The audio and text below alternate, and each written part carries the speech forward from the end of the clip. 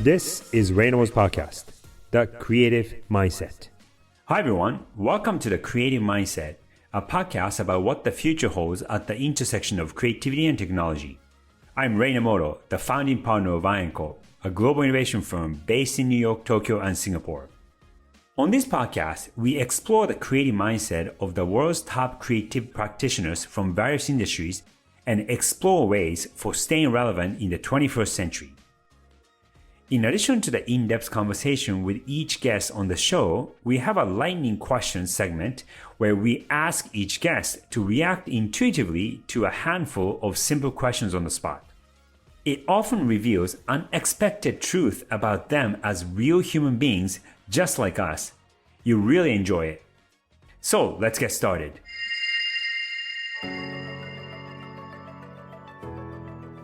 Lightning questions. During the interview, we dig deep into different topics surrounding creativity. On the contrary, with this section, we ask the same questions to the guests to react on the spot, and we don't let them see the questions in advance. I wanted to start with our segment Lightning Questions, where I ask all of our guests the same 10 questions, and I want you to answer on the spot without thinking too much. Let's do it. These are not tricky questions. All right, so let's do this. If you weren't doing this line of work, this occupation, this profession that you have, what else would you be doing?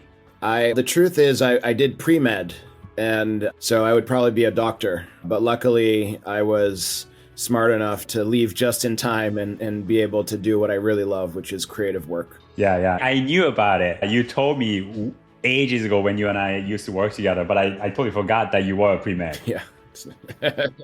In 2024, a much more mature, much wiser David Charles Rodrigues yourself, what else could you see yourself doing if you were to do something else? That's a great question. I think something around hospitality. Okay. Like creating a center where people can come and fulfill their dreams or live creatively. It is still linked to creativity, but I guess from the other end of the spectrum of it. Yeah, that's a beautiful answer that I didn't expect. Question number 2, if you could live anywhere in the world, where would you live? Greece. Greece? Yep. Were you born in Greece? No, I was born in Massachusetts, but my mother's family is all Greek. Right. And my dad's Brazilian, so I'm half Greek, half Brazilian. Right. And since I've spent half of my life in Brazil and half in America, I feel like maybe a third chapter in Greece would be a good idea. Maybe that's your future. Maybe. Possibly. All right. Somewhat related question. Where is the next place you like to travel to? That I would like or that I'm going to travel to? That you would like. I know you're traveling to Brazil starting tomorrow, but that you would like. I would love to go to Portugal. For a strange reason, it's the only country I haven't visited in all of Europe yet. Oh, really? Yeah. It's for no other reason than it just didn't happen. And I have a lot of friends that move there now. And I know that it's becoming a really creative hub of Europe. Some say it's the next Berlin, so it would be a fun time to go. Especially your linguistic ability, being able to speak Portuguese is a big advantage as well. A huge advantage. Yeah. Question number 4, your favorite food. What's your favorite food? I have many answers to that question, but the truth is sushi, really. Really? It's actually not even sushi. It's Japanese comfort food. I love like the miso black cods and the miso eggplant and one of the best meals I ever had in my life. I was at an Airbnb on the countryside of Japan, about an hour outside of Tokyo. I can't even remember the name of the village. And the woman who hosted me, she was an organic chef. And one day I told her that I loved miso eggplants. Okay. And as a parting gift, she made a 7-course meal and every dish was a different version of eggplant. Wow. And it was one of the best meals I've ever had in my life. You have to trace your memory and find where that place was so that I can make a point of going there next time that I'm in Japan. I can find it. I'll send it to you. Or you and I will go together. Yeah, that would be the dream. Okay. What's your favorite time of your day? The morning. My best, right when I wake up. If the best of my creativity and just of my disposition, I'm a morning person for sure. Were you always a morning person, or is it a more recent thing? I think it's something that maybe shifted in my 30s. Really? Yeah, I was a night person up until maybe like mid to late 20s, and then it shifted. Oh, wow.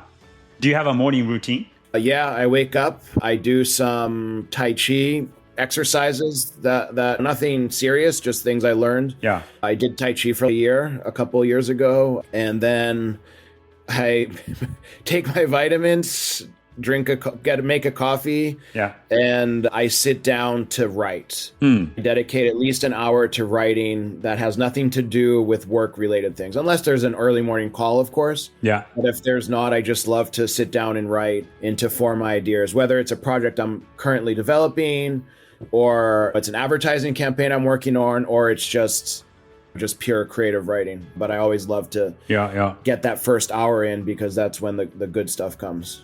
What's the most recent thing that you wrote, say this morning or in the last couple of days? I've been working on a pitch for a big global advertising campaign right now. Oh, okay. And that's been my focus. But honestly, first thing in the morning, that's when the best stuff comes. So if you're not working on an assignment, whether it's a documentary film or an assignment like a campaign, what do you write about? If you have nothing work related, what do you write about?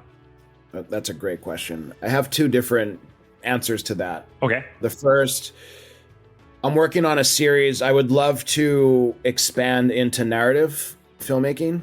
In fact, the first thing I ever sold to a streamer was a fictional series a few years ago, before I started doing documentaries. And then I'm trying to reconnect with my creative origins, which were graphic novel writing. I've been working on a graphic novel as well that's centered around the Amazon and has to do with kind of supernatural forces that are trying to fight climate change. Yeah.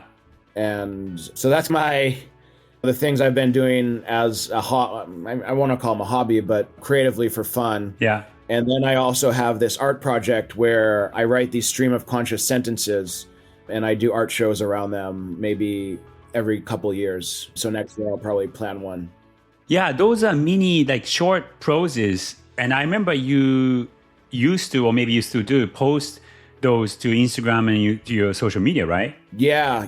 That's how it started. And then it got traction. And then I got invited to do art exhibits. Yeah. This year I've had a lot of film releases. So Right. I just shifted to focus on that. But I'm going to get back into it. And next year, hopefully, I'll have a next show. Yeah. Before the pandemic, I had a show scheduled in Tokyo. Oh, did you? And it closed. Yeah, unfortunately, it closed. The gallery closed during the pandemic, and I wasn't able to do it. Yeah. But that's something I would love to do. There's a lot of love from there for that work. What's your favorite song or type of music? It varies. I like to say I like all kinds of music that is good, or all kinds of good music. Okay. My all-time favorite band is New Order. Oh, wow. I think any New Order song would be a favorite of mine. Yeah, that's a great answer. And being the generation that I am, I can definitely sympathize. My generation is slightly younger, like you. A lot of us were into New Order. Okay. What was the biggest turning point in your life? I think I've had a few, Ray. The first big turning point was when I was 8 years old. I moved from this very comfortable suburban town in Massachusetts to a chaotic big city in Brazil. And almost not overnight, but in the first year, my dad basically lost everything in his business, and our lives just shifted. And although it sounds like a really hard thing, and it definitely wasn't easy, it was also a great thing that happened, because it taught me so many different skills and ways of being and existing in the world. And it showed me both universes, right? And I feel like that's really everyone that has lived and experienced different countries and cultures. And it doesn't have to just be different social statuses, but I feel there's a power in that, of knowing what the other side looks like.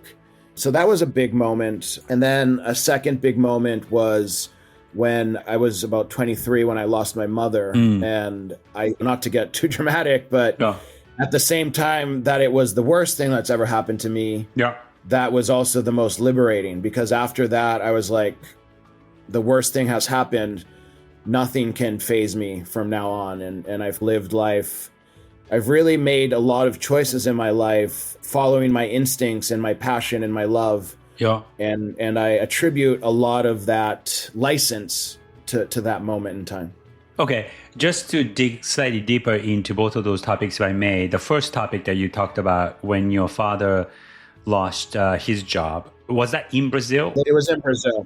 Yeah. So what happened in Brazil? So we moved there in '89, and it was a business that basically we moved there because he opened this import-export of semi-precious gems. So like crystals and emeralds, and he would polish them and export them back to America. Yeah. So he had this, and it was a really promising business.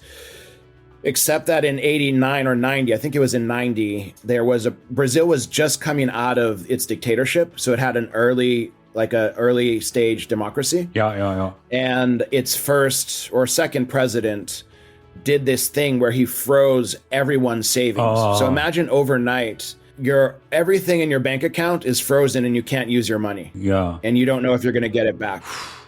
And that was basically, he was starting a business and all of his capital to get it off the ground was frozen.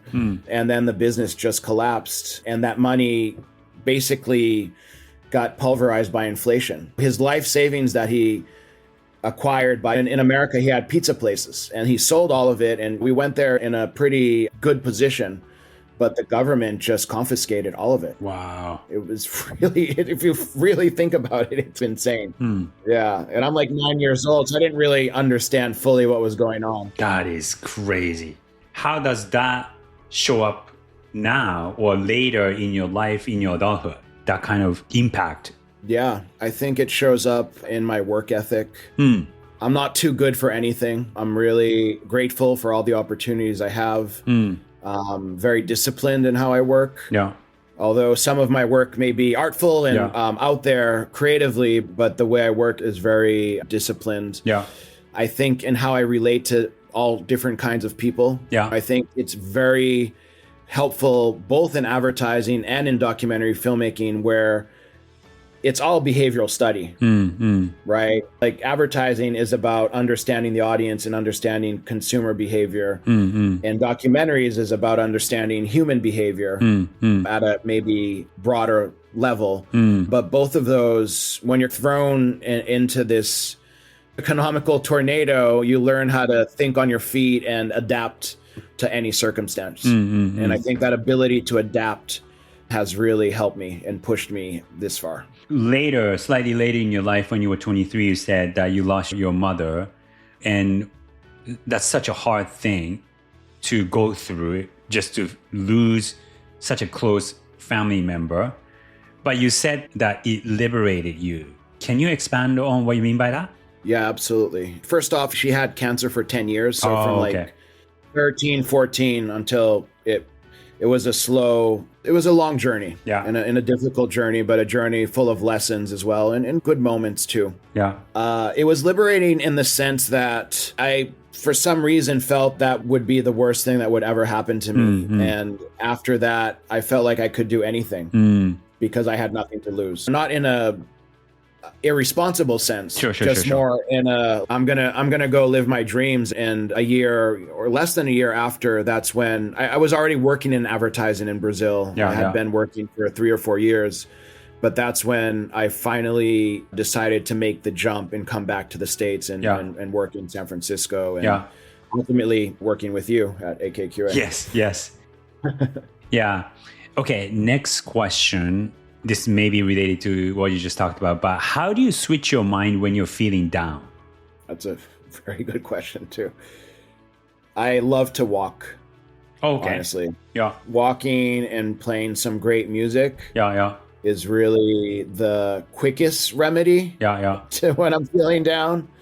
If that doesn't work, then I will walk into a random movie theater. And hopefully it's a good movie. And that really shifts my vibe in a great way. And I feel like that's a big part of my connection with filmmaking is how it's made me feel and how it's helped me get through difficult times in my life. And that's really my deeper connection to it and to storytelling as a whole. But those are the two ways. Next question. What's your superpower? I think my superpower is really the ability to adapt and to take on the most varied projects and subject matters and challenges and people and personalities and be able to understand where they're at instead of having the situation adapt to me. It's adapting to that situation. quite honestly, and I don't know, I guess I'm just being real and honest, I learned a lot of that from you. Oh, okay. That's a surprise. Yeah, and not to sound biased, and I'm very open and honest about this, you were one of the best bosses I had. Thank you. Because you really knew how to understand what that person did best, and you gave them those opportunities. Thank you. And I feel like that has become maybe not a superpower of mine, but it's become a very important trait in my own work. And that's helped me make some incredible things I wouldn't be able to make on my own. It's through collaborating with other people. Yeah. So I guess this is a long-winded answer. I guess the superpower is really the ability to collaborate. Give me an example of how you adapt it.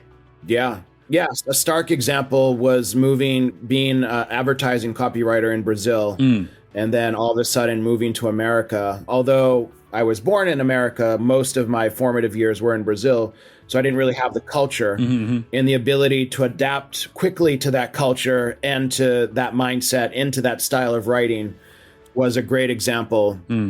Or another example, when I made Gay Chorus Deep South, which is a film that I did with a documentary film I did with Airbnb. It's about 300 gay men from the San Francisco chorus going to the Deep South. I identify as straight. I've never sang in a chorus, and I had never been really to the South that much up until then, but I was able to really immerse myself in their minds, in their world, in both worlds, right? Both the choruses and the Southerners, and be able to understand where they're coming from and becoming this bridge that brought them together. So I feel like in every circumstance is like that. This new show I have on Apple, Omnivore, you're literally thrown in, all of a sudden you're in a banana sanctuary in the southern tip of India with a father and a son that they raise 500 different types of bananas. They don't speak a word in English, and you have to create a connection with them. And you have like only a few days. We shot that. I think we had 3 to 5, like four shoot days for that part of the episode, and you have to just connect that quickly. Right. And when doing advertising, it's even quicker. You mainly have a day. Yeah, just trying to be quick at getting that. Yeah.